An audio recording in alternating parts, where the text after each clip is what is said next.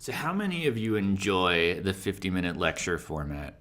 Okay, like whenever you go to class and they just talk at you for 50 minutes, or maybe like for the 3-hour block. Isn't that great? Yeah, nobody likes that. I mean, maybe you do because it's easy, right? People do that. They're like, oh, the flipped classroom, I have to work. I wish I could just go to lecture and absorb stuff through osmosis. Maybe that's you right now. I don't know.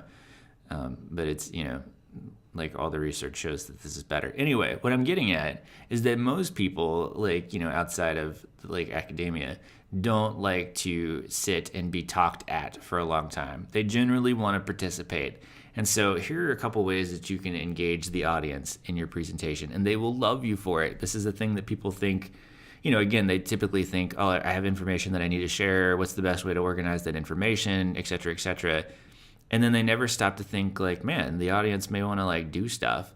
And so this is like a thing that we get when we get feedback. So when to be interactive, right? Sometimes people, it depends on the talk, I guess is the short answer. But in general, probably sometimes toward the middle, right? If you're doing a big, long lecture, like I like to do activities in the very beginning just to sort of get people up and around and moving.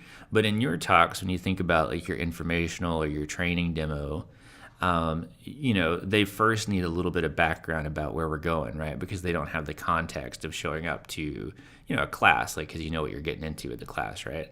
But like, they come to your talk and they're maybe not 100% sure. So the beginning is usually the hook to get them, like, their attention grab. We talk about like, like what they're going to learn about, why it's of interest to them, give them an overview of where we're going. And then we sort of get into some context and we give them, like some stuff. And then at some point in there, maybe like between the 1/3 and 2/3 mark of your speech, we put in some kind of like activity or application. And it could be any number of things we're just going to talk about. It could be short. It could be a little longer. But like it's the point in the middle. And remember the graph that I showed you in the couple PowerPoints ago, where if you make it past the like 3 or 5 minute mark in your talk and you don't have interaction, the attention span like drops off precipitously, right? But if you do, it actually goes up. And so we're going to talk about a couple ways to use that. And then at the end, remember just to always review and bring it home. Okay. All right, cool. So what about activities? So it should generally be short, right? Because you don't want to be like, all right, I'm giving a 12-minute talk and we're going to do 9 minutes of activities, right? Because that doesn't leave me but 3 minutes for which to grade you on, right? They provide some kind of organization and structure to the speech, or they should have, like you should provide them with some kind of organization and structure. So not just like, all right, everybody do cartwheels, but that you're like, all right, we're going to do this very specific thing for this very specific purpose, okay? And so in your training demo, it's pretty prescripted, right? And you're like, oh, I just taught you how to do the thing, or I showed you, and now you're going to do the thing, and I'm going to give you 3 minutes to do the thing, and then we'll, answer questions, or you'll get to demonstrate to me, et cetera, et cetera. So you always want to provide clear direction so that everybody knows what's up. And then it's totally okay for you to monitor progress and walk around, particularly in your training demo, because remember that the point is to make sure that they can do it, right? Sometimes people feel like they're intruding or that they can't leave the podium because it's safe there. But no, definitely walk around. It shows that you're like a real human and you care about their ability to do the thing. So... and then as you work through your talks, and especially like later in life, like don't be afraid to try different things. Like sometimes people get into like I see people, they'll do like a quiz in like every talk, and I'm like, all right, here comes Johnny, he's gonna have us do a quiz. So try a number of things. This is a safe place for you to try it, so that you can get a sense of like what it's gonna do. So here are a couple. This isn't what I was thinking was gonna happen.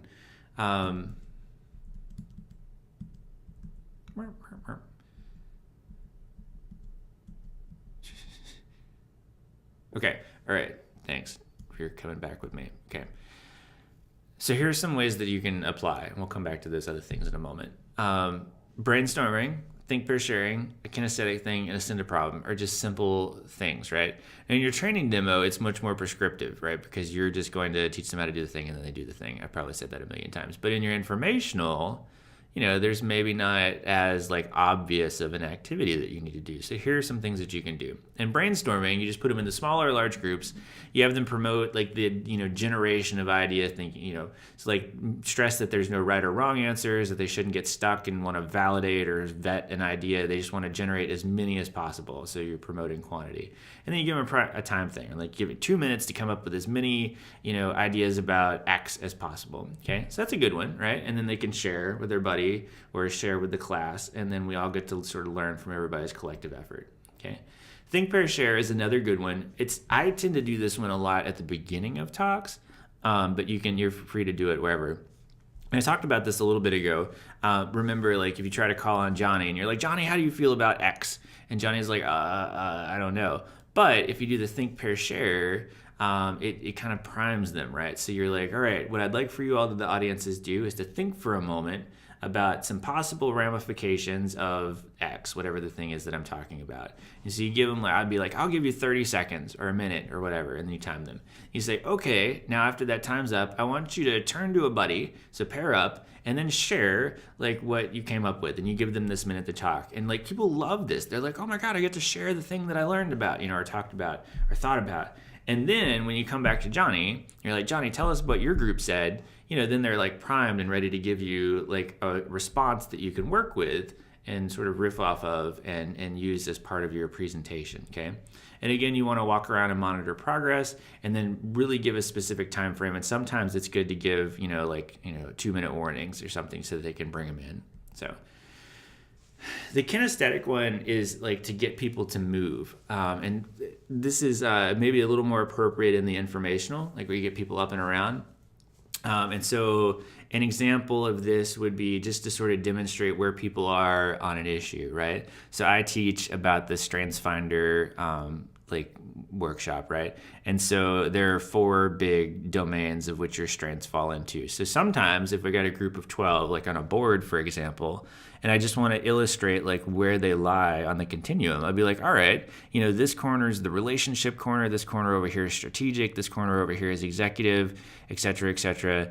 Go to the corner that best identifies you.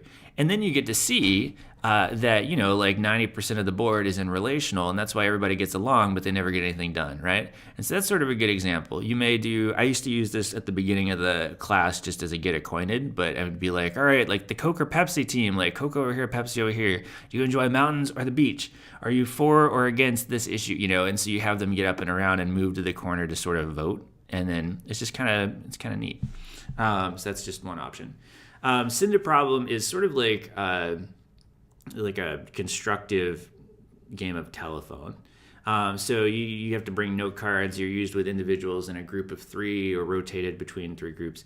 It can be like hook review or used to review in the middle of the point. And basically what you do is you write a question, you answer the question, and then you pass it, and then somebody adds to it or they correct it, right? And it's just sort of a structured way to think through a problem.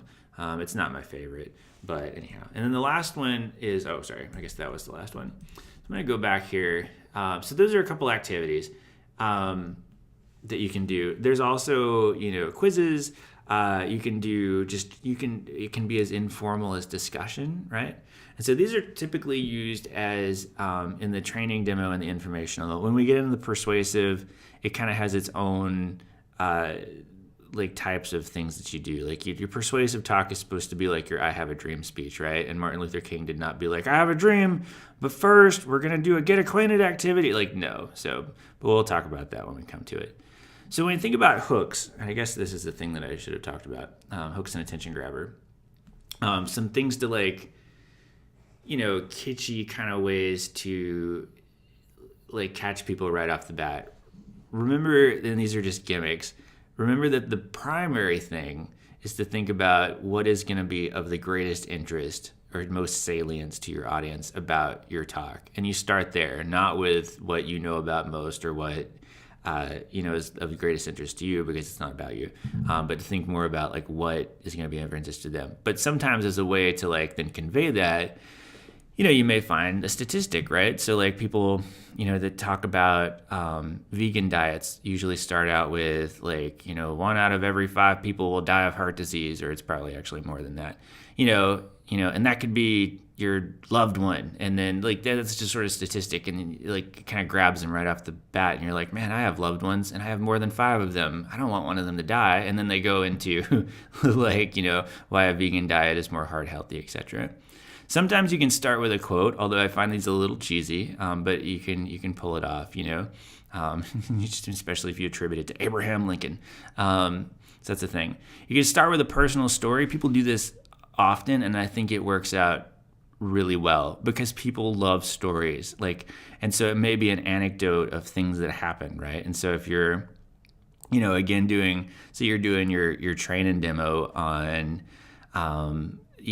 like farm tractor safety, like you could start like during that prepare section, like where you're trying to prepare them for what they're about to learn. You could hook them with a personal story of tragedy of like how your aunt like lost her arm or something like that, and that's why we're doing this today. And it draws people in. You could show a short video, you could put up a picture and talk about it. You could do Jeopardy. Like this is the thing that I'd like to do, like at the beginning of the talk.